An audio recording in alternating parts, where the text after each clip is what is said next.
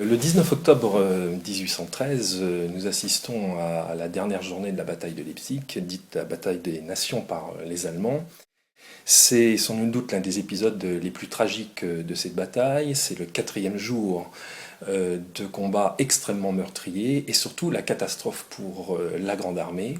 À Leipzig s'affrontent trois empereurs et trois rois. C'est pas la bataille des trois empereurs comme Austerlitz, c'est la bataille de trois empereurs et de trois rois. Donc nous avons l'empereur des Français, en face l'empereur d'Autriche, l'empereur de Russie Alexandre, nous avons le roi de Prusse, nous avons le roi de Naples Murat, nous avons le roi de Saxe aussi qui est l'allié de Napoléon. Donc une coalition, la sixième coalition qui a une nette supériorité numérique sur Napoléon, coalition qui a affamé la Grande Armée depuis le printemps 1813.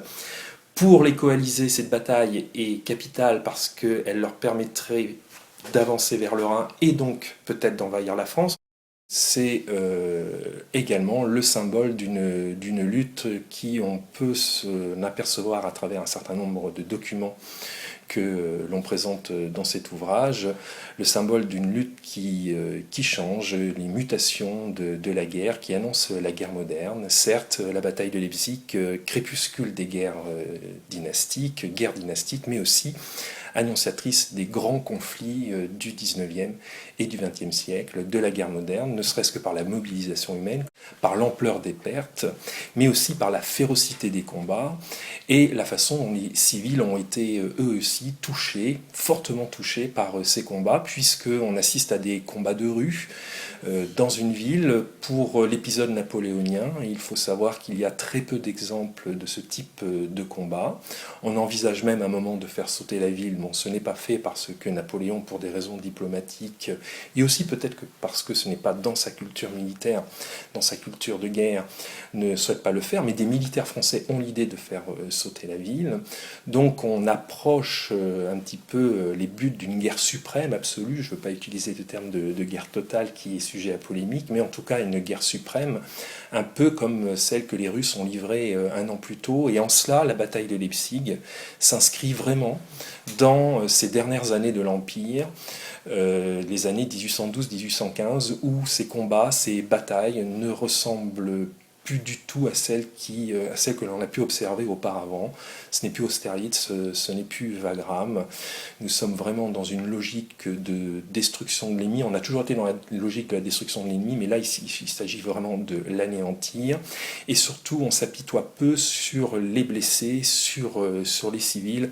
Dans cet ouvrage, je montre comment les prisonniers français qui restent dans la ville de Leipzig, souvent blessés, d'autres qui n'ont pas été blessés, mais sont sujets, vont être les victimes d'épidémies terribles, et surtout on ne va pas les soigner avec des espaces sacrés qui vont devenir de véritables mouroirs. Les cimetières servent de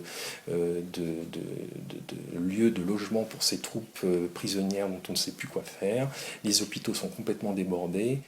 Ce travail se base bien évidemment sur des sources qu'on a eu l'habitude d'exploiter, en l'occurrence les mémoires. Je me suis tenu à retrouver la plupart des mémorialistes qui avaient participé à cette bataille, même en les replaçant géographiquement pour bien montrer comment ils ont vu, ils ont perçu cette bataille, car le but effectivement est de montrer, ça s'appelle la guerre des peuples, c'est aussi pour montrer comment les combattants, les civils aussi, mais les combattants ont perçu cette violence de guerre, cette violence de la bataille.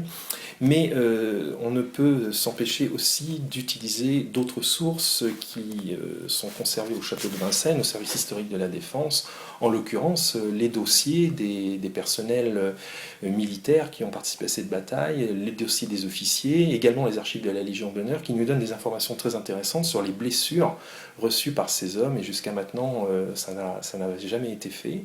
Et donc on a les rapports des officiers de santé sur les blessures obtenues à Leipzig, ce qui nous permet de déterminer davantage cette violence de guerre et de voir comment l'artillerie a pris une nouvelle ampleur dans la bataille napoléonienne, puisque c'est à l'origine d'au moins 30% des blessures, et sans doute plus du côté coalisé, puisque Napoléon avait concentré son artillerie au centre pour provoquer un maximum de pertes chez les coalisés.